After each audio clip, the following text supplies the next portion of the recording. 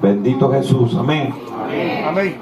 Le glorificamos y le exaltamos porque nos da el privilegio y la bendición de poder estar en su casa una hermosa mañana del mes de septiembre.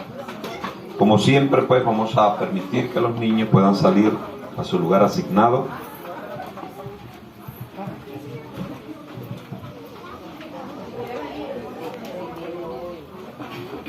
Gloria al Señor. Dios bendiga a la comunidad de los lanceros y que la gloria del Señor siempre resplandezca en todo este sector, mostrándole a todos los planes y propósitos del Dios de los cielos. Decimos a las maestras que se esfuerzan preparando una enseñanza, entendiendo que los niños, como todos los seres humanos de cualquier edad, son importantes, porque lo que ellos digan les va a marcar para siempre y queremos que la marca sea de bendición. Nosotros acá pues nos preparamos para recibir esta palabra en este sondeo que estamos haciendo con Pablo en Gálatas. Gloria al Señor Jesús. Viendo algunas controversias, algunas anomalías propias de toda reunión donde hay hombres, va a haber algún desacuerdo, algún problema, pero luego viene el acuerdo, viene el orden.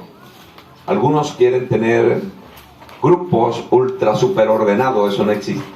Todo tiene una problemática que resolver. Esa problemática no la vendieron o nos las dejaron como herencia desde el principio, cuando el hombre peca. Por eso incluso la macroenseñanza que encontramos en Génesis 1, que la tierra estaba desordenada y vacía, y vino el Dios del cielo a ordenar. Ese desorden no lo promueve Dios, es otro componente en el que me refiero ahora, el componente humano. Vamos a ver, quiero que tengan entonces Gálatas capítulo 2, verso 11 hasta el final. Vamos a leer 20 versículos. Y como ustedes ya están preparados y enseñados para eso, vamos a hacerlo de manera antifonal.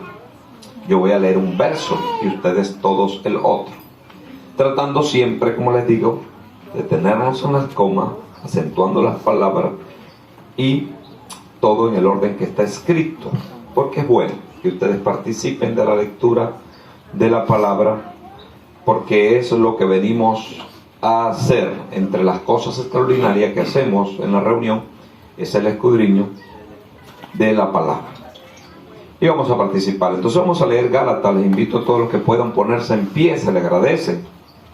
Vamos a leer la palabra bajo la bendición del Padre, del Hijo y del Espíritu Santo. Amén. Pero cuando Pedro vino a Antioquía, le resistí cara a cara, porque era de condenar. Pues antes que viniese de parte del Jacob, comía con los gentiles, pero después que vinieron se retraían y se apartaban, porque tenían miedo de los que eran de la circuncisión. Y en su simulación participaban también los otros judíos, de tal manera que aún Bernabé fue también arrastrado por la hipocresía de ellos. Pero cuando vi que andaban rectamente conforme a la verdad del Evangelio, dije delante de todos: si tú, siendo judío, viviese como los gentiles y no como judíos, ¿por qué obligáis a los gentiles a judaizar? Nosotros judíos de nacimiento, y no pecadores de entre los gentiles, sabiendo que el hombre no es justificado por las obras de la ley, sino por la fe de Jesucristo. Nosotros también hemos creído en Jesucristo para ser justificados por la fe de Cristo y no por las obras de la ley, por cuanto por las obras de la ley nadie será justificado. Por obra de la ley no será justificado. Se va muy rápido. y si buscando ser justificados en Cristo, también nosotros somos hallados pecadores, ¿Es por eso Cristo ministro de pecador? En ninguna manera. Porque si las cosas que tú la misma Porque yo por la ley soy muerto para la ley, a fin de vivir para Cristo. con Cristo estoy juntamente crucificado, y ya no vivo yo, mas vive Cristo en mí. Y lo que ahora vivo en la carne, lo vivo yo en la fe de Dios.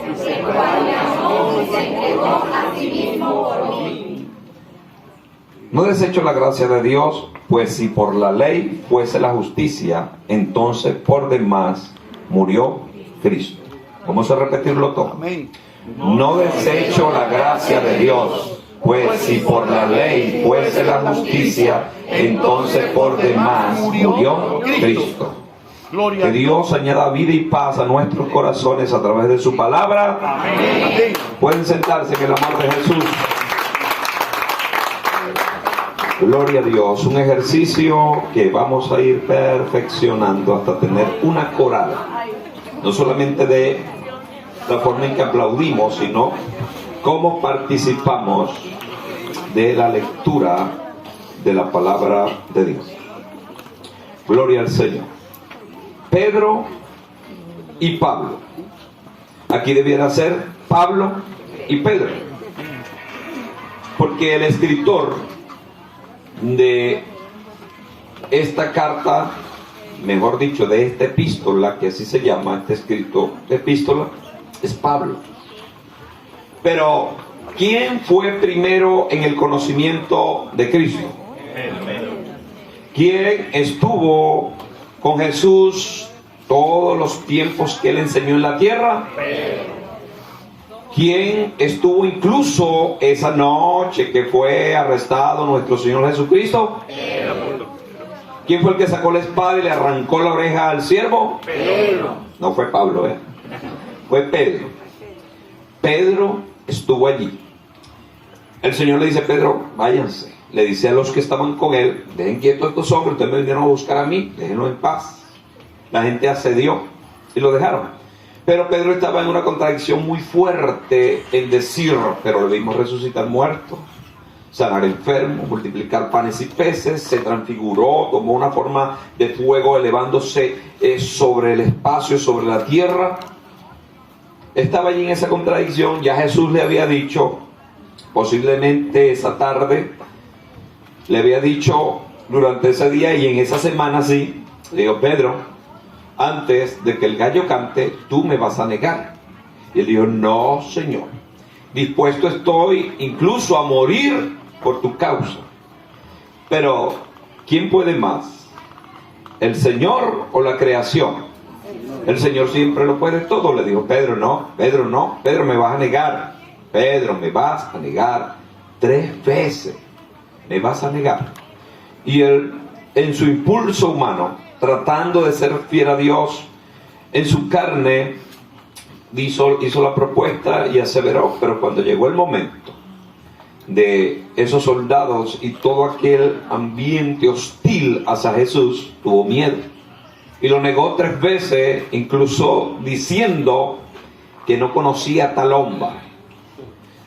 Esto no fue fácil para Pedro, el hecho de negar a Jesús. Gracias a Dios, por lo menos salió y lloró amargamente por lo que había hecho. No fue el caso de Judas, que en la Biblia nos dice que Judas ni lloró, ni sintió ningún tipo de arrepentimiento. Él sintió fue remordimiento. Arrepentimiento y remordimiento, aunque suenan fonéticamente igual, son diametralmente opuestos. Bueno, este Pedro es del que estamos hablando acá, en este escrito de Pablo, cuando la iglesia estaba bien joven, quizás unos 60 años, 55 a 60, está pasando este evento de la era cristiana. Pedro, entonces, es un gran baluarte de la fe cristiana, porque como Santiago, hermano en la carne de Jesús, hijo de María, digo la carne por usar algún tipo de expresión que se pueda entender, porque ustedes saben que Jesús es el unigénito Hijo del Padre. Dios se lo entregó a María, haciendo Dios un milagro de la concepción virginal para que María fuera la tierra en la cual se formó la parte humana de Jesús. Este Santiago, que estaba en la iglesia como principal, en la iglesia de Antioquía, ¿se acuerdan de lo que le dije el domingo pasado? Que la iglesia tuvo en este primer siglo de la era cristiana 3 sedes, ¿se acuerdan? ¿Cuál fue la primera? Jerusalén, Segunda Antioquía, Roma. y tercera, Roma. Por cierto, en Antioquía es donde por primera vez se le va a decir a los creyentes. Así que si alguien lo está futigando, condenando, maldiciendo por el nombre de cristiano, que eso no existe, nosotros acuñamos y nos autoproclamamos cristianos porque seguimos a Cristo y porque esta expresión se usó en este primer siglo. ¿A dónde me refiero? Le dije, no se lo olvide nunca ese versículo, capítulo 11 del libro de los Hechos, en el verso 26. No se le olvide que fue por primera vez donde se le llamó a los creyentes cristianos, y desde allí hasta el sol de hoy, aunque ha sido muy mal usada la expresión y la forma en que algunos se han conducido porque no siguen a Cristo, pero sigue siendo una verdad que el que sigue a Cristo se puede llamar cristiano. Entonces la primera sede donde están sucediendo estos eventos va a ser Jerusalén, y Antioquía, donde está exactamente este escrito de Pablo en el verso 11. Dice que Pedro estaba en Antioquía porque la iglesia estaba creciendo allá y los creyentes necesitaban ver de parte de uno de los representantes vivos que tuvo con Jesús, oír alguna expresión, porque es bueno que sepan, tengan el concepto de que no habían escrito como ustedes y yo hoy tenemos en abundancia. Todo se llevaba a cabo a través de la repetición, lo que se decía, lo que se enseñaba. Y por ejemplo venía el varón Ramón Peña a hablarle de Cristo y algunos preguntaban, ¿y él vio a Jesús? Decía, no, él se convirtió por la predicación de Pedro. ¿Y dónde está Pedro? Porque esto es una cosa muy grande. Pedro, ¿dónde está? Y la gente empezaba a pedir que los 12 apóstoles que estuvieron con Jesús vinieran a confirmar la palabra que habían recibido. Pedro tenía una idea, se cree, esto es lo que se cree un grupo de personas estudiosos de la psique, de la biografía de estos personajes, que Pedro tenía como un fervor casi fanático en quedarse en Jerusalén, porque Jesucristo, entre las expresiones y palabras poderosas que dijo, no acabaréis de recorrer toda Jerusalén hasta que dijo el hombre vuelva otra vez.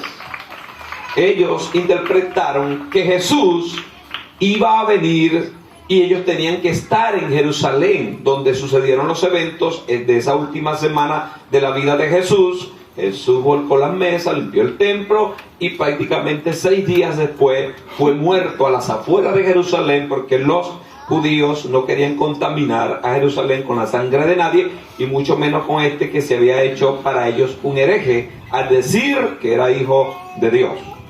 Entonces Pedro tenía una idea febril de quedarse allá en Jerusalén, pero cuando la demanda era mucha, que mucha gente se estaba convirtiendo en Antioquía, segunda sede de la cristiandad del primer siglo, entonces demandan a Pedro. Pedro tiene que ir a Antioquía. Pedro tiene que estar en Antioquía, tiene que confirmar la fe de esos creyentes, porque ellos sí aceptan a Cristo, pero qué mejor cuña que la del mismo palo. Qué mejor el vocero, el predicador que estuvo con Jesús, que lo vio, que comió, y que por cierto, ¿a quién fue el primero que llamó Jesús como apóstol o como discípulo para seguirle? A Pedro. Si usted y yo tuviéramos la biografía de estos 12 hombres y no tuviéramos el conocimiento de Dios y no hubiésemos orado, dejamos a Pedro fuera de la lista. Y al primero que ponemos en esa lista como principal, ¿saben a quién ponemos? A Judas Iscariote. Porque era bien bonitón, era sabio en los números y era una persona de una retórica bastante fluida según la biografía que se hace. Pedro era de poco hablar, tosco y a veces obstinado, a punto de que cuando decía que era rojo, así fuera amarillo, él decía que era rojo. Era más terco que una mula joven. Que por cierto, la gran mayoría de nosotros como creyentes tenemos de esa terquedad, porque esa es parte de la herencia adámica. Lo que pasa es que la gente es un motolito donde no tiene fuerza, pero donde tiene fuerza, donde ella manda, donde él manda. Si es en su cocina, que dicen, en esta cocina mando yo. Pero es que estás haciendo la comida muy salada. No, es que así es. Entonces, debemos saber que para tener buenas relaciones con el prójimo siempre hay que ceder. De hecho, se le dice siempre a los matrimonios, si quieren triunfar, tienen que ceder. Hay cosas en las que tienen que ceder, hay cosas en las que podemos ceder, estar de acuerdo. Hay cosas que son principios que no cambian, pero en cuanto a formas y puntos de vista y gustos, para escoger, dice, para gustos y colores, para escoger las flores, que son múltiples colores y formas. Entonces, quiere decir esto que no podemos tener una idea punto fijista como el caso de Pedro. Pero eso no es todo. Que no quería salir de Jerusalén. Aunque la persecución más terrible, su epicentro era en Jerusalén, pero él tenía muchas formas de esconderse. Tenía muchos hermanos que se habían convertido, que le ofrecían con mucho agrado su casa. E incluso algunas casas que no estaban en las vías principales de Jerusalén.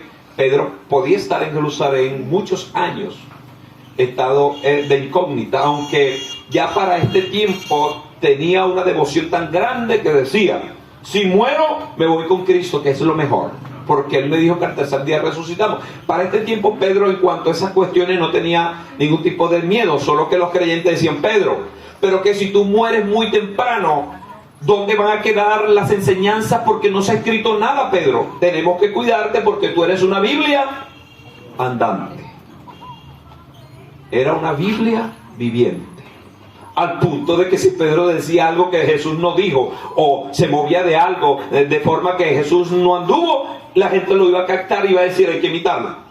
Porque ese es el vocero, prácticamente el número uno después de nuestro Señor Jesucristo para ese primer siglo. Porque cuando el Señor hizo algunos eventos o algunos actos puntuales, dijo que debían estar estos tres, los tres mosqueteros del Señor Jesús. Pedro, así se debe decir siempre, Pedro principal, Juan y Jacobo o Santiago, mejor decirlo como lo dice la Escritura, Jacobo. Pedro, Juan y Jacobo. Esos eran los tres que el Señor le estaba dando una macro enseñanza y le estaba llevando una responsabilidad muy íntima. Aunque con todos trató, con los otros 9, y le dio el poder de echar fuera demonios y enseñar la palabra, pero a estos 3 tenía el Señor un plan emblemático y grande, al punto de que Jacobo muera a temprana edad, pero esa sangre hizo una cosa extraordinaria en toda Jerusalén. Hasta el mismo Pedro dijo, si murió Jacobo, muero yo. Estaba dormido entre los soldados, mañana me matan a mí, mañana me voy para el cielo. Porque estaba claro, cónsono y preciso que el Señor lo que le había dicho era verdad.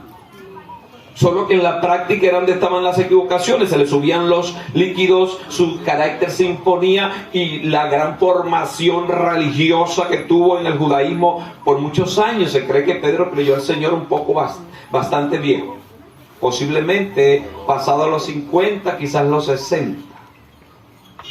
Por eso cuando Pedro y Juan corrieron a la tumba, que las mujeres le dijeron, resucitó, no está allá.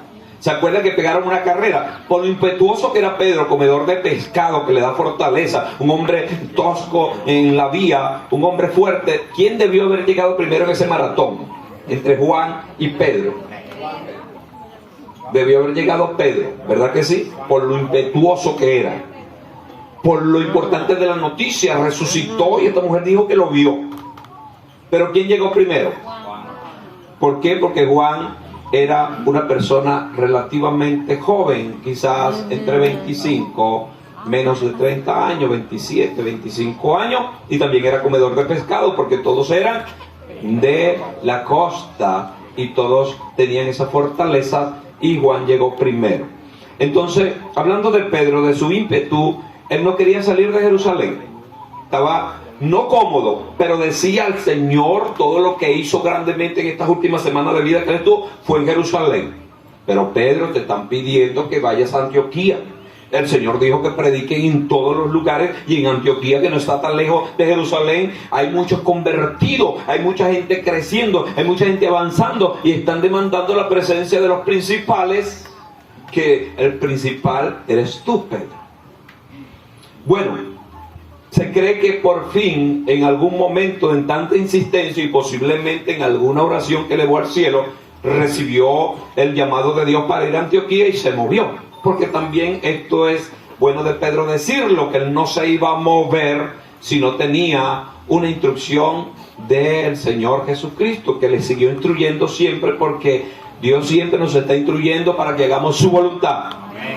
Si usted no le pregunta, si usted no habla con Él, entonces andará del timbo al tambo, haciendo su propia voluntad. Pero quien ama y sirve a Dios tiene que saber que cada decisión que tiene que tomar tiene que hablarla con el dueño de todo, que es Dios. Porque si no, van a haber fracasos, y algunos van a creer que esos fracasos se los ocasionó Dios. Fue su decisión. Pero Pedro fue a Antioquía. Estaba en Antioquía cuando llegó, imagínense, la pleitesía que se le debió haber servido. ¿Se acuerdan cuando llegó a la casa de Cornelio? ¿Qué hizo aquel centurión de un grado intelectual desarrollado, un hombre con muchas profesiones? Cuando vio a Pedro, ¿qué fue lo que hizo? Se postró para adorarlo. Un hombre de una instrucción tan grande y con una influencia tan grande como un oficial romano, que era piadoso. Se había ganado no solamente a los romanos, sino que también a los judíos. Pero ahora llega a Antioquía, donde se cree que la gran mayoría de estos conversos eran gentiles también, como Cornelio.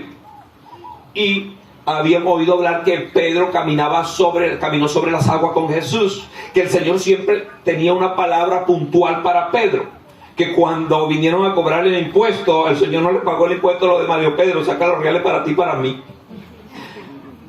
O sea que había una relación muy íntima entre Jesús y Pedro, al punto de que cuando el Señor se aparece, después que resucita, tiene que tratar directamente con Pedro, porque no trató con Mateo, porque no trató con Felipe, porque no trató con los otros discípulos como trató con Pedro, porque Pedro es de vital importancia para la era cristiana del primer siglo y para el reino de Dios, según los propósitos del cielo.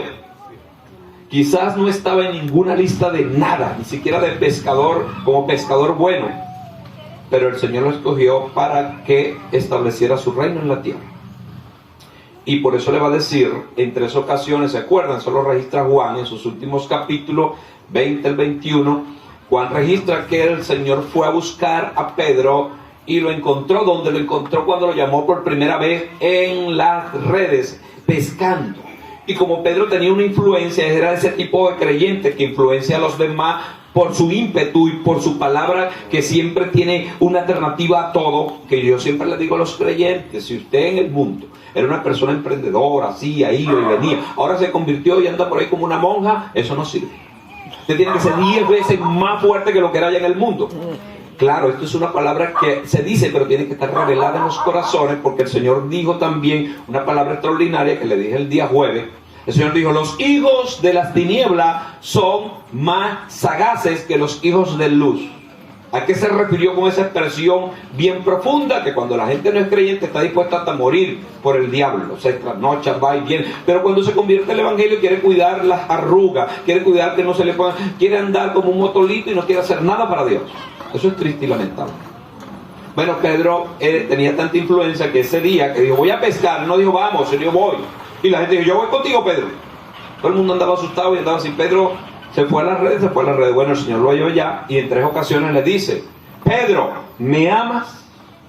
Pedro, ¿me amas?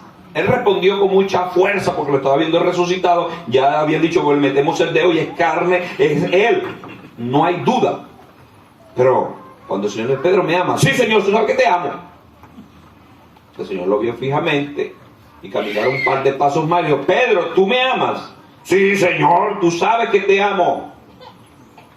Ahora viene el Señor, le pregunta la tercera vez. Cuando le preguntó la tercera vez, despierta: Pedro, ¿tú en verdad me amas? Bueno, Señor, si me has preguntado ya 3 veces, entonces tengo problema.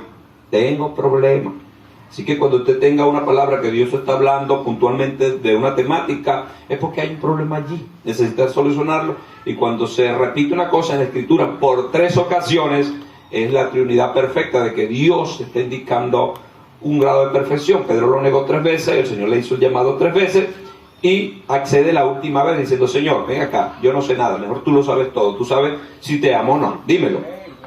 Es así, que el Señor te diga todo lo que tienes que hacer, porque engañoso es el corazón. Hay gente que levanta las manos y dice que ama a Dios, pero cuando sale de la puerta para allá, ve a su prójimo faltándole algo, entonces sencillamente toma otra actitud. Que Dios nos guarde de caer en ese tipo de asuntos muy corrientes. Muchos creyentes que no saben que en el altar de Dios está el Dios del cielo. Amén. Que lo que digamos allí, lo que digamos de acá, debemos de cumplir, porque no estamos hablando con un amuleto, ni con un artilugio, ni con un ídolo. Estamos hablando y estamos delante del Dios del cielo. Incluso el siervo que escribió Eclesiastés, se cree que fue Salomón, decía: cuando vayas a casa de Dios, acércate más para oír, y no te pongas a ofrecer votos de necios, diciendo que vas a ir, que vas a hacer, que vas a acontecer, y luego no haces nada, porque el ángel de Jehová está tomando cuenta de todo. Pedro estaba en Jerusalén, llega a Antioquía, los hermanos le dan aquella extraordinaria bienvenida. Este es el que vio a Jesús resucitar. Este fue el que el Señor escogió de manera personal y lo nombró principal de nosotros, porque todo se lo revelaba a él. Y Pedro aprovechó esa gran bendición, sí, para hablar acerca de su experiencia con Jesús y comunicarle alguna revelación nueva. Pero en el momento que Pedro estaba allí compartiendo, un mes, quizás una semana, 15 días, el tiempo no lo sabemos, pero influenció a los creyentes no judíos de Antioquía. Pero no había venido todavía nadie de Jerusalén, había sido solamente Pedro y algunos que estaban bajo lo que él dijera. Pero cuando llegaron otros enviados de allá, de la gran sede en Jerusalén, mire lo que hacía Pedro. Pero cuando Pedro vino a Antioquía, le resistí cara a cara, porque era de condenar. Pues antes que viniesen algunos de parte de Jacobo, era el principal que estaba en Jerusalén, él comía con los gentiles, pero después que vinieron se retraía y se apartaba. Estaba cayendo en una práctica de hipocresía. Eso le sucede a mucha gente que guarda rituales y es religioso, que ellos pueden estar con alguien, pero si vienen los jerarcas de ellos, entonces se retiran, porque tienen miedo al hombre, no cumplen lo que Dios manda. Este Pedro estaba muy gentil, muy contento con los gentiles. Pedro, tú comes pescado medio frito, ¿sí? Y Pedro, tú comes, podemos hacer el ciervo, el ovejo, ¿cómo se llama? No, la palabra específica de el cordero, gracias. El cordero te lo podemos dar un poco rojizo, porque no nos dio tiempo de que se desangrara, no importa, porque yo tengo hambre.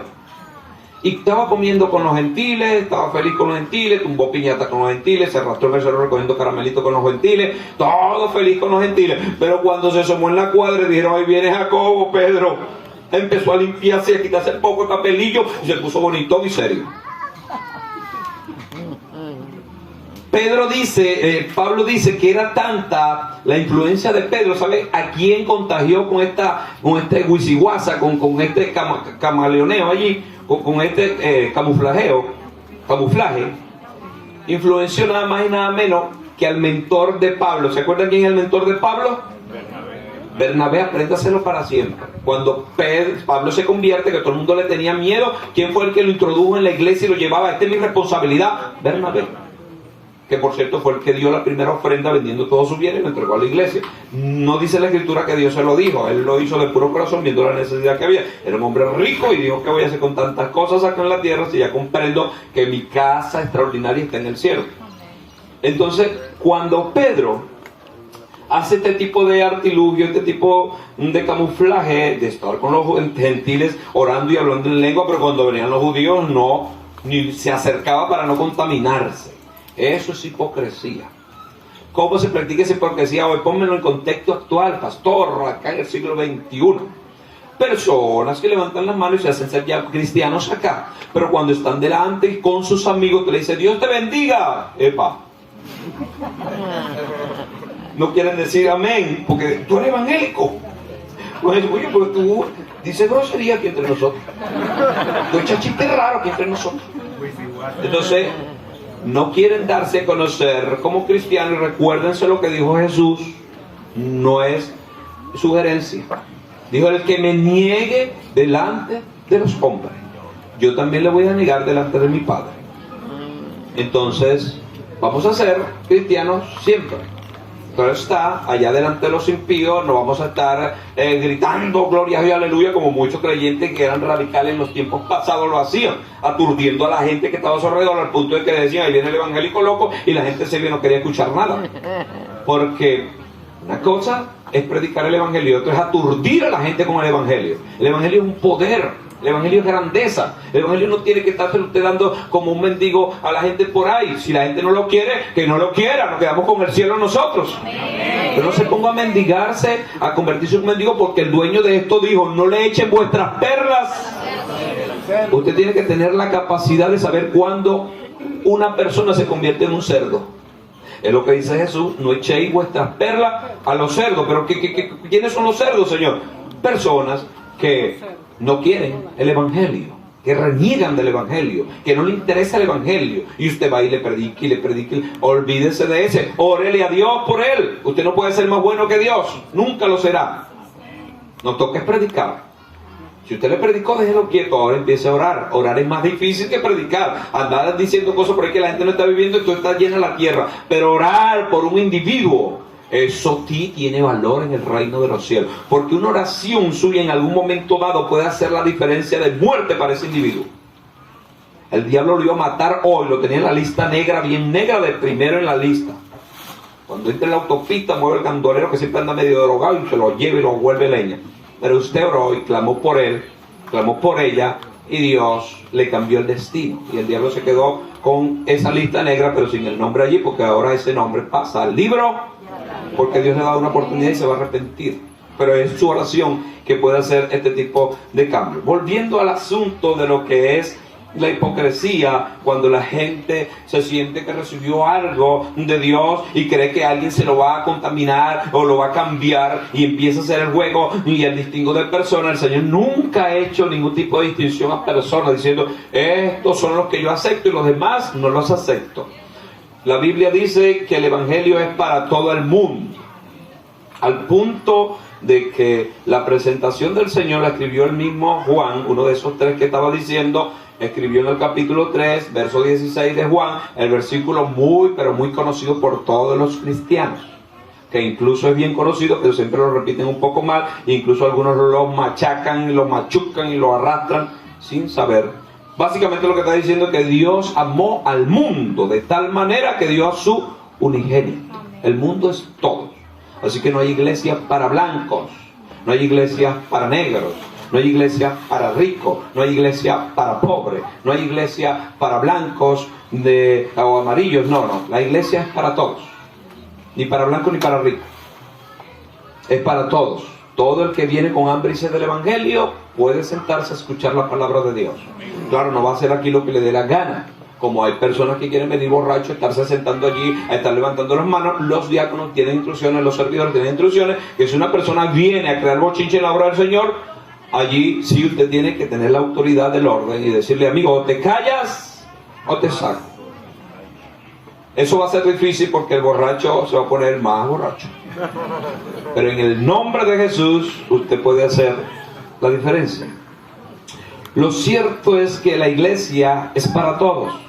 Pedro estaba creyendo en una especie de clasismo, estaba clasificando, y ya el Señor le había revelado años atrás, le había revelado que no llames común o inmundo lo que yo he limpiado. Hay personas que le tienen fobia a las personas que practicaron la homosexualidad. Prepárense porque mucha de esa gente se van a convertir y van a venir.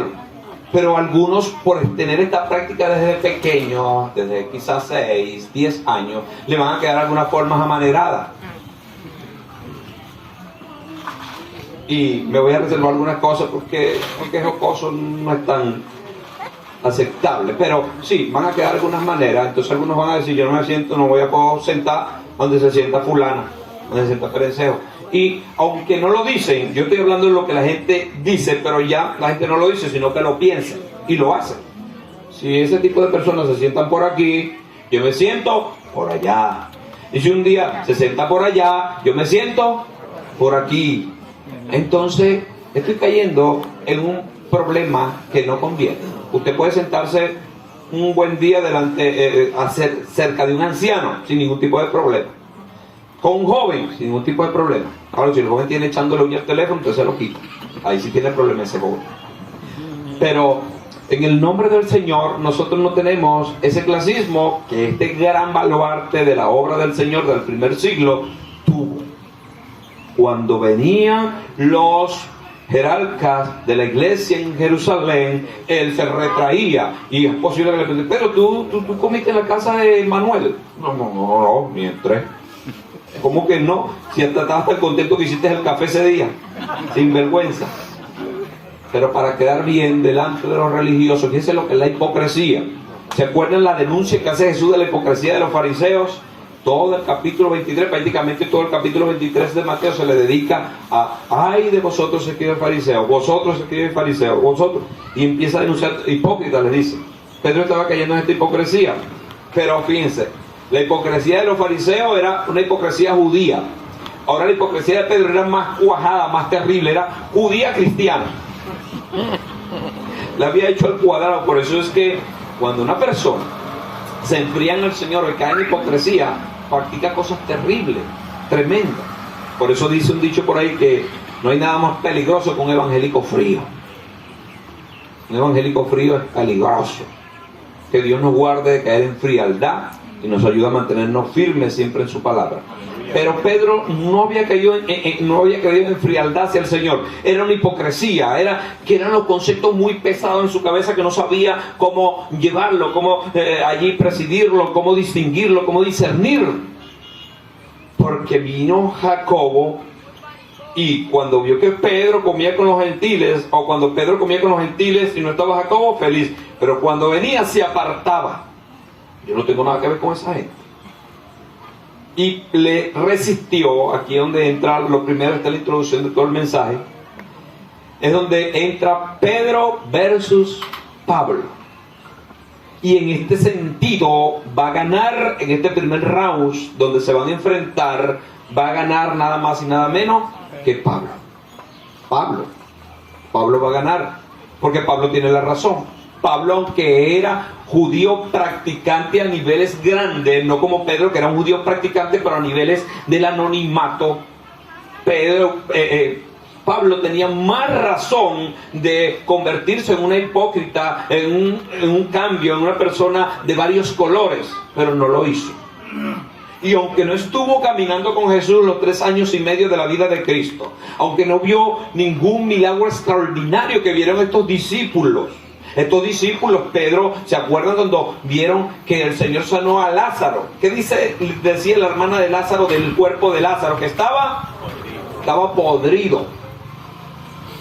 A pesar de las especias aromáticas que le pusieron, porque esta gente era rica. Esta familia de Betania era rica y usaron los mejores ungüentos para ese hombre que se cree que era el principal de la familia. Pero con todo y eso, después de 3 días, estaba hediondo, podrido, porque las cuevas y el calor y todo aquello hacía que las especies no hicieran muchos efectos. Pedro estuvo allí, pero extraordinario hubiera sido que estuviera Pablo, ¿verdad que sí?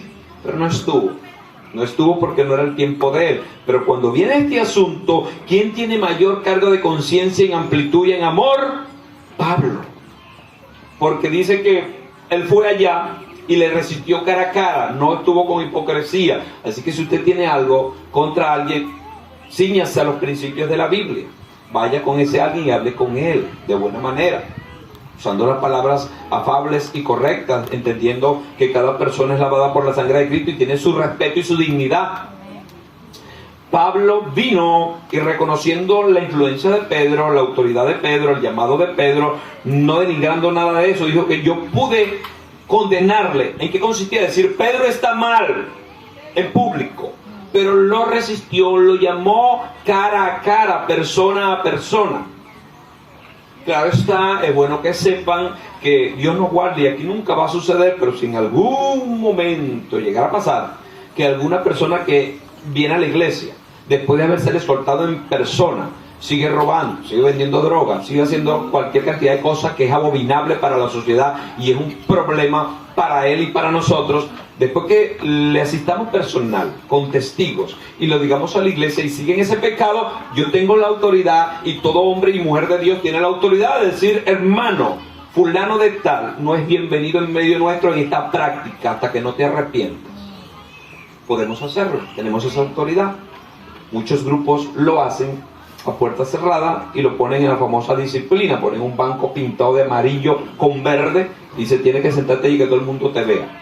Tienes que llegar una hora antes de que empiece el servicio y te vas una hora después que comienza el servicio. ¿Quién aguanta esa disciplina? Si a uno la gente le dice: oye, no vengas hacia el templo, y se van para otros grupos porque se sienten ofendidos. Pero bueno, el caso de Pablo y Pedro es que le resistió cara a cara, pudiendo haberlo condenado en público, porque el pecado, eso es importantísimo que lo sepa. Un asunto es cuando yo peco de manera personal y privada, para que tengan la ecuación simple y directa. Si usted pecó, lamentablemente, como son los pecados que ahora se están llevando mucho a cabo, si usted pecó porque estando en las redes se enredó y vio una imagen y se detuvo un segundo y se le metió en la cabeza esa diablura, usted tiene que ir a confesar ese pecado a Pablo, a Briseño. ¿A quién tiene que confesar ese pecado? Primero y principal, todos los pecados tienen que ir confesados a Dios. Pero usted ofendió a Dios y se ofendió a usted mismo. Tiene que pedirle perdón a Dios.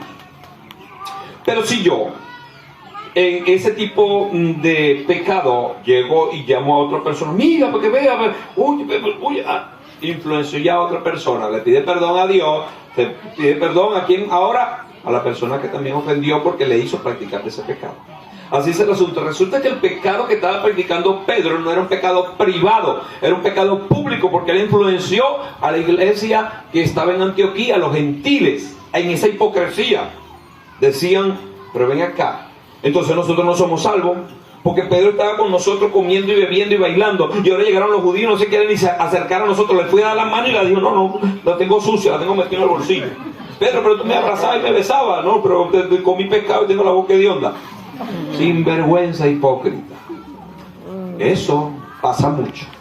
Que Dios nos guarde y nos ayude, porque la hipocresía es parte sobre todo de los grupos que son muy ortodoxos y religiosos, al punto de que les he contado, éramos asiduos visitantes del hospital de Dios. Siempre tratábamos de ir cuando Dios nos direccionaba en una palabra, y ese día nos direccionó, nos dio a una habitación en el hospital a una persona, a una mujer, no nos dio el nombre, pero es una mujer que estaba enferma, que le iba a sanar, y fuimos, y sin mediar palabra la conseguimos, le ministramos, bajo una atmósfera extraordinaria, especie de esa mujer con la barrigota llena de cáncer para morirse, ya estaba desahuciada. De hecho, los médicos nos dijeron: ella está allí porque quiera, que no la queremos, ya no hay nada que hacer. Dios la sanó. El esposo y los hijos y todo el mundo contento y feliz. La barriga se le desinfló, se acomodó, ella estaba negruzca de la muerte, volvió el brillo de la vida, todo extraordinario. Dios estuvo en el asunto, porque eso no lo hace a hombre jamás, es Dios. Esta persona contenta nos estrechó las manos, se levantó en la cama, comió, que tenía días, más de 15 días que no comía. Cuando pregunta: ¿de dónde son ustedes? Cristianos. ¿Por qué no le bastó eso? ¿Pero de qué grupos? Somos cristianos libres. ¿Libre? ¿Cómo? ¿Y cómo Dios lo va a usar a ustedes? Y casi denigramos la salud, pero era muy portentoso el milagro. Pero nos echaron fuera. Bueno, ya lo oímos, ya cumplieron su misión. ¡Fuera de aquí! No queremos unirnos con ustedes, porque cuando vengan nuestros jefes y nos vean que fueron ustedes los que... aquí va a haber problemas. Pero ¿qué puede más? ¿El milagro o los prejuicios? Lamentablemente, depende de la mente de quien sea, los prejuicios pueden más, y eso le sucedió a Jesús. ¿Se acuerdan cuando a Jesús le bajaron a aquel hombre que abrieron el techo? Él le dijo, para que los que estuvieran... ¿Qué es más fácil? ¿Decirle a este hombre que se levante de su lecho o decirle: tus pecados te son perdonados? ¿Qué era más fácil decir? Tus pecados te son perdonados, eso lo dice cualquiera. Pero un paralítico le dice: levántate, y que se levante. Eso es bien difícil. Hay que tener un grado de fe y estar en la hora correcta, en el momento correcto, con la palabra correcta para eso. Pero así es el asunto de la persona que practica la hipocresía, de tanto practicar rituales y formas y costumbres, no puede recibir la palabra que venga en boca de una persona que no tiene los mismos atuendos que él, que ella, o que no piense igual en la forma de X o de Y denigran la palabra de Dios en la boca de las personas que Dios usa. Dios tenga misericordia de nosotros y de cualquier persona que esté atajada en ese tipo de dilema, porque es muy común y nosotros como grupo cristiano emigramos de esa postura. No fue fácil, porque la postura de prácticas secas y vacías crean en el hombre una hipocresía que para quedarle bien a mi práctica hago así, pero cuando estoy con otro hago asado y me convierto en una especie de camaleón, y el Señor no quiere camaleón. El camaleón cambia de colores según... Le decimos a los jóvenes, porque es posible que era un camaleón, será el malandro de la esquina, porque los jóvenes saben mucho de tecnología, pero de este tipo de cosas. Los camaleones es un reptil que cambia de color según el ambiente. Si está en un ambiente verde, se hace tan verde que no se ve. Si baja la corteza del árbol que es marrón, se hace marrón. Si usted lo pone y lo tiene en una cosa roja, y se hace roja. Él se hace de acuerdo a el color que le esté bordeando. Entonces nosotros debemos ser de un solo color. Amén. Lavado y limpiado por la sangre de Jesús. Cristiano, ese es el color que debemos tener. Cristiano, que sabe que cada individuo es importante y necesita nuestra ayuda. Por eso no hacemos distingo de grupos religiosos ni nada. Todas las personas son importantes y necesitan de Dios. Por eso necesitamos hablarle en la medida de lo posible. Bueno, estaba en esta práctica de hipocresía Pedro, principal de la iglesia de ese tiempo, y viene Pablo, que no tenía una influencia tan grande con los judíos, pero con los gentiles sí. Pablo era muy respetado, amado y admirado entre los gentiles. Pablo tenía la buena costumbre de que cuando llegaba a una ciudad por primera vez, ¿se acuerdan lo que han leído el único libro histórico de la iglesia cristiana? ¿Cuál es el libro histórico de la iglesia cristiana? Hechos. Cuando Pedro iba a predicar, que llegaba a alguna ciudad, lo primero que iba era ¿a dónde? A las sinagogas. Iba a la sinagoga, porque ahí estaban los judíos. Él les hablaba primero a ellos del evangelio a través de la ley. Tenía una especialidad, era un hombre ducho en la materia, hablaba de la ley, ellos abrían su corazón y le introducía a Cristo. Ahí donde se molestaban, lo terminaban sacando. Él dice, he hecho esto por muchos años, pero llega el momento en que me voy a ir a predicar nada más a los gentiles, porque ya cumplí mi propósito de anunciarle a mis hermanos el evangelio. Lo cual hizo, para este tiempo se cree que ya Pablo estaba entregado a la prédica de los gentiles. No despreciaba a los judíos, donde los veía, los saludaba y los bendecía, les introducía la palabra, pero como sabía que ellos le habían causado muchos problemas, a punto de que intentaron matarlo, lo encarcelaron en Jerusalén para matarlo, prácticamente se salvó porque un sobrino de Pablo, que estaba escuchando cosas que no debía, pero se salvó Pablo por eso. Puso el oído en una pared y estaba escuchando que dijeron 40 hombres, dijeron, estamos bajo maldición, hasta que no matemos a Pablo no comemos. Bueno, tuvieron que morirse de hambre porque Pablo no murió. Bueno, Pablo se salva de los judíos de esta forma y de muchas otras que Dios le permitió. Pero entonces él predica a los gentiles. Era muy respetado y amado entre los gentiles. Pedro también, pero cuando empieza con esta hipocresía, ahí se marcó un antes y un después. Porque hay cosas que se van a hacer y que algunos van a hacer que van a marcar un antes y un después. Dios permite que ese antes y ese después siempre sea para bien. Amén. Bueno, viene este hombre, encara a Pedro y le dice, Pedro, ¿por qué estás cayendo en esta práctica? Esto es una hipocresía. Y algunas personas que tienen el nombre de Pedro, de Pablo, se sienten aludidos, pero no. Cada quien le pone su propia impronta. Por eso siempre le digo a mi estimado hermano, se llama Pedro Enrique, ¿no, varón? Siempre le digo que no te preocupes, es un buen y extraordinario nombre. Pero él dice, no me llame Pedro porque el Pedro negó al Señor, pero tú no lo vas a negar, tú lo vas a amar. Entonces Pedro estaba en esta práctica lamentable. Y en su simulación, que es una forma no metafórica, una forma diplomática de decir, y en su simulación o en su hipocresía participó también los otros judíos, De tal manera que aún Bernabé, para que vean la influencia que tenía Pedro, aún Bernabé fue también arrastrado, aquí sí lo dice, por la hipocresía de ellos. Qué tremendo, ¿verdad? Cuando la gente no tiene una personalidad establecida y desarrollada, que eso es lo primero que el Señor quiere afianzar en nosotros, la identidad de hijos de Dios. Te saluden o no te saluden, tú eres hijo de Dios. Te llamen o no te llamen, tú eres hijo de Dios. Te busquen o no te busquen, tú eres hijo de Dios. Tienes que decir eso 1001 vez hasta que lo creas, por decir algo. Porque el diablo sabe con qué fue la primera patraña que le vino al Señor. Si eres hijo de Dios, negándolo.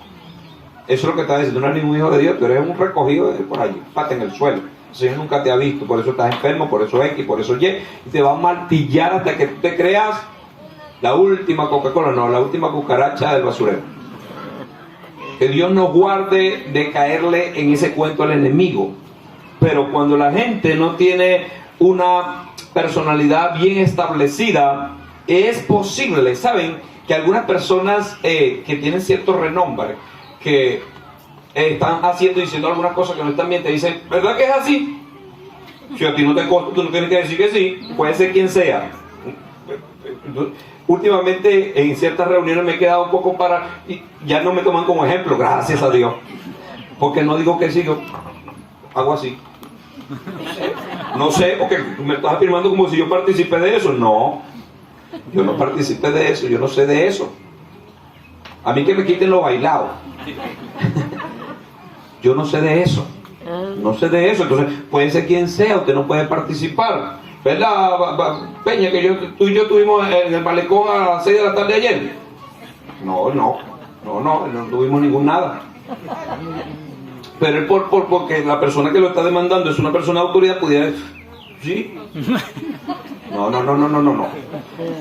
Bernabé fue arrastrado.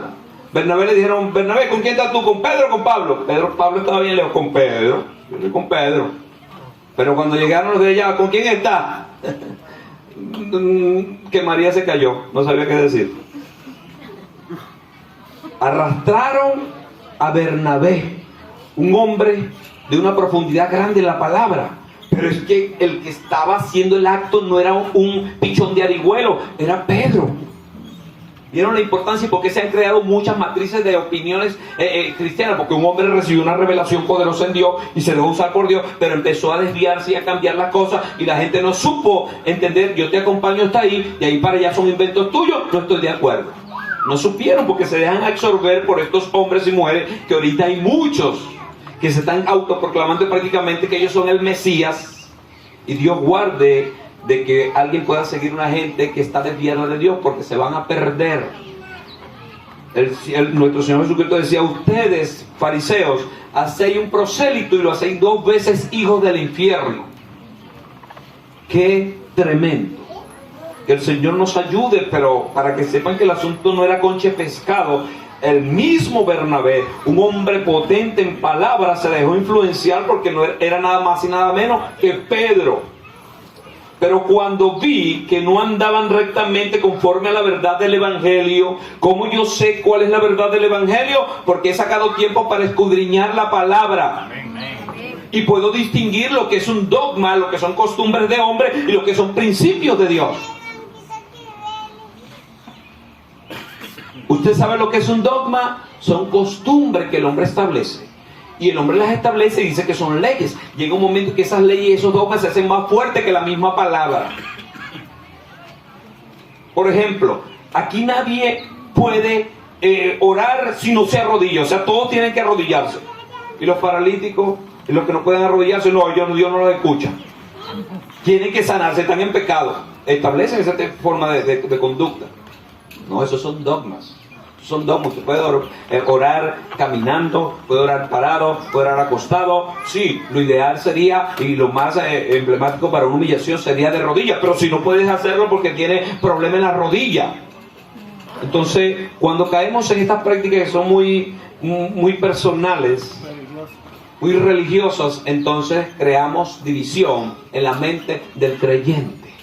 Y el creyente tiene que tener su mente fija en Cristo. Amén. Pero si se ha dejado influenciar por hombres, porque es muy difícil que no nos dejemos influenciar por los hombres, porque Dios usa a los hombres. La cuestión es que esa influencia sea para bien y no para mal. Amén. Amén. Siempre les digo, traten de imitar en mí y en todos los que estamos en el servicio a Dios lo que es bueno y lo que es malo. Si usted reconoce que algo es malo, primero hable con el jefe de nuestro, con Dios. Hable con Él. Y si Dios empieza a mostrarte que te dice, pero ya tú me has hablado bastante de eso, habla con Él, porque Él ni siquiera lo sabe que lo está haciendo mal. Entonces es posible que haya algún cambio, pero así es el asunto. Pero cuando vi que no andaban rectamente conforme a la verdad del Evangelio, dije a Pedro delante de todos, lo enfrentó en público: si tú, siendo judíos, vives como los gentiles y no como judío, ¿por qué obligas a los gentiles a judaizarse? No puedes obligarlo, Pedro. Si tú mismo, siendo un judío, cuando estás con ellos, haces todo lo que ellos hacen, porque tú sabes que no hay problema. Pero cuando vienen los judíos de altura, tienes miedo. Y Pablo se pone como ejemplo: nosotros, judíos de nacimiento y no pecadores de entre los gentiles, sabiendo, porque él era practicante de la ley, sabiendo que el hombre no es justificado por las obras de la ley. No es por lo que se ponga, lo que se quite, no es por lo que piense, es por la fe en Jesucristo, el Señor. Una fe viva, no una fe de prácticas de rituales, sino por la fe de Jesucristo. Nosotros también hemos creído en Jesucristo para ser justificados por la fe en Cristo y no por las obras de la ley. Nadie se salva por obra. Todo lo que nosotros hacemos y damos es nuestra forma de agradecimiento y de alabanza a Dios. Pero nadie crea que por entregar un cochinito que está engordando para diciembre se va a salvar, o Dios le va a tomar, le va a restar, o le va a poner 20 puntos en el cielo. En cuanto a salvación, no.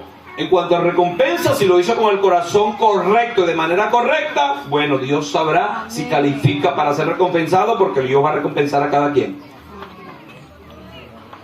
Nadie es justificado por las obras de la ley, por cuanto las obras de la ley nadie será justificado. Y si buscamos ser justificados en Cristo, también nosotros somos hallados pecadores. Es por eso Cristo ministro de pecadores, jamás, en ninguna manera. Porque si las cosas que destruí, las mismas vuelvo a edificar, transgresor me hago. Porque yo por la ley soy muerto para la ley, a fin de vivir para Cristo. Con Cristo estoy juntamente crucificado, y ya no vivo yo, mas vive Cristo en mí. Y lo que ahora vivo en la carne, lo vivo en la fe del Hijo de Dios, el cual me amó y se entregó a sí mismo por mí. No desecho la gracia de Dios, pues si por la ley fuese la justicia, entonces por demás murió Cristo. Él está diciendo es Cristo versus la ley. ¿La ley era mala? La dio Dios. ¿La ley era para salvar al hombre?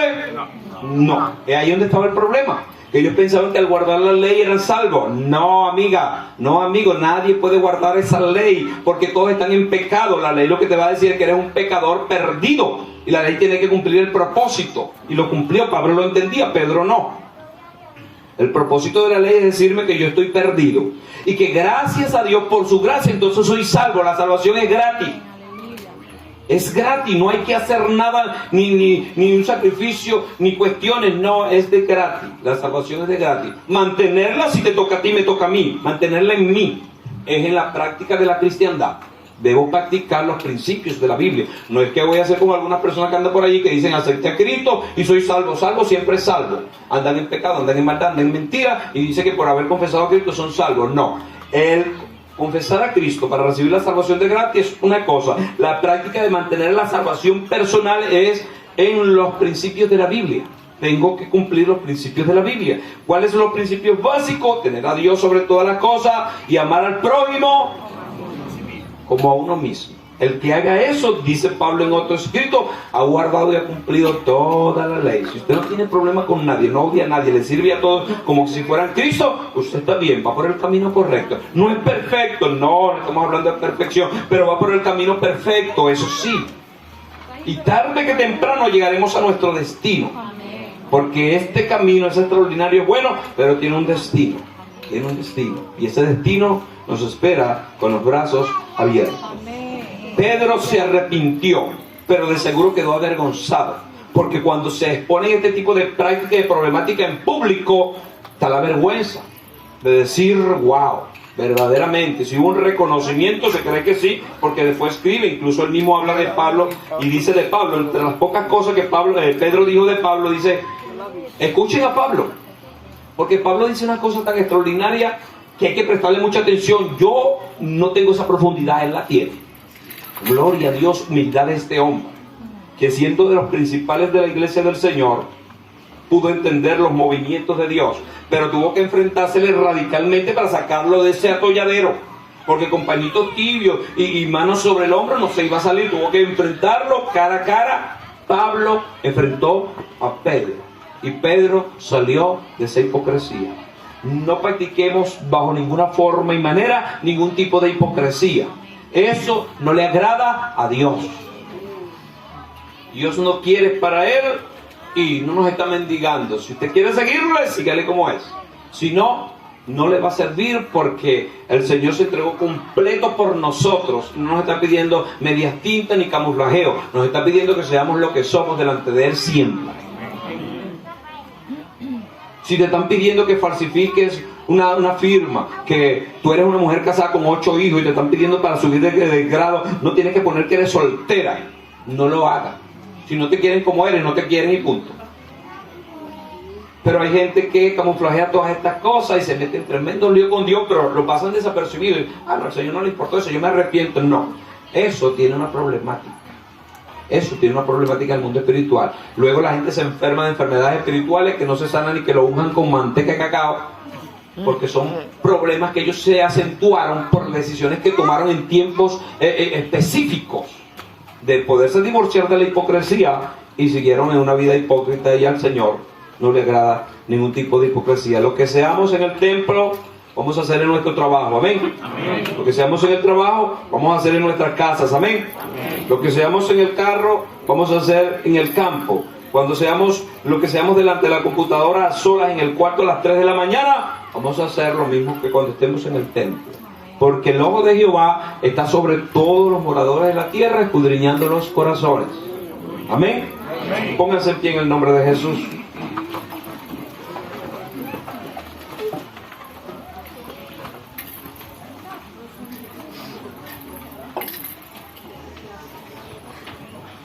Vamos a agradecer a Dios por la palabra y vamos a pedirle que nos ayude a mantenernos vertical con Él, a no cambiar. Y yo sé que ahora muchos en el perfil de Facebook van a poner la foto que debe ser. Gloria al Señor. No lo que ellos piensan que son, sino lo que son ahora, lo que es. Gloria al Señor. Pero que el Señor nos ayude a divorciarnos de todo lo que no es conforme a su voluntad. Porque aquí está este asunto de Pedro y Pablo. Padre, en el nombre de Jesús, Señor, no estamos ajenos a ser cambiados por brisas extrañas y profundas que puedan venir. Tenemos una formación personal, tenemos un carácter exclusivo de nosotros. Señor, nos pasa mucho que algunos que son de nuestro agrado los atendemos con bombos y platillos, con alfombra roja, pero otros que no son tanto, lo vemos como gallina que mira sal, lo vemos de lejos. Ayúdanos, Señor. Señor, esa perfección de trato que tú tenías no la hemos alcanzado, pero queremos que nos ayudes. Queremos que nos ayudes, Señor, a tener tolerancia y a tener, Dios mío, misericordia de aquel que no es como nosotros. No es que nos vamos a convertir nosotros a ellos, ellos se van a convertir a nosotros, pero con nuestra paciencia. Con nuestra paciencia, sin negar nuestros principios. Cuando puntualmente se nos pregunte por ti, sepamos dar la respuesta acorde. No titubeemos como algunos cuando le han preguntado en público, tratando de alcanzar ahora con este tipo de asuntos de adeptos en sus redes. Le han preguntado, ¿qué piensas de la homosexualidad? Y han lanzado una especie de camuflaje, no se han definido, porque quieren agradar a la gente de la tierra. Ayúdanos, Señor. Ayúdanos a tener fijas nuestras posiciones y a tener la palabra correcta para decir las cosas como deben ser, Señor. Si este tu gran siervo Pedro cayó en esta práctica, Señor, influenció a otro, porque lo que no sabemos es eso, que como madre influencia a su familia, como padre a su familia. Si se está viendo una postura aquí y otra allá, ese cambio de luces es dañino. Ayúdanos, Jesús. Ayúdanos, Señor. Porque en este mundo de falsedad, Señor, los cristianos están siempre siendo tentados a hacer lo que no son, a vivir como tú nos has ordenado, Señor. Ayúdanos, por favor. Aquí estamos, Jesús. Que no haya secretos que causen hipocresía, que no hayan, Dios mío, costumbres y posturas que nos desvíen del Evangelio, que aprovechen todos los que están en ese terreno, Señor, y puedan decir: Dios, hasta hoy dura esta práctica. Recibo que la exhortación de Pablo hacia Pedro ahora la recibo yo, Señor. No voy a seguir diciendo y pensando de esta forma. No me conviene, no es de tu agrado. Me siento divorciado de ti, me siento lejos de ti cuando lo hago. Ayúdame, Señor. Pidámosle ayuda al Dios del cielo, que la tiene de sobra, porque Él es bueno y para siempre son sus misericordias. Padre, aquí estamos, en medio de estos últimos siglos que estamos viviendo en la tierra, de estos últimos años del hombre sobre la tierra. Permítenos ser lo que somos siempre. Permítenos ser lo que somos siempre, Señor. Ser lo que tú nos mandaste hacer y ser, Señor. Ayúdanos, por favor. Danos tu fuerza, Padre amado, porque tú siempre estás mirándonos. Y si obramos con hipocresía, el aroma que se exhala ante ti no es agradable. Ayúdanos, Señor, ayúdanos. Que cuando está tal o cual persona, como tenemos cierta molestia con ella, bajamos la guardia, nos metemos, nos ensimismamos. Pero cuando no está, estamos alegres, felices, somos más joviales. Ayúdanos, Señor. Si alguien aquí ha tenido problemas en la familia, un hermano, una hermana, un hijo, cuñado, algo que ha pasado, que cuando ese alguien está en la casa se cambia el temperamento, pero cuando se va, se vuelve a la bonanza. Esa variación no conviene, Señor. Ayúdalo. Hazle entender que no le conviene.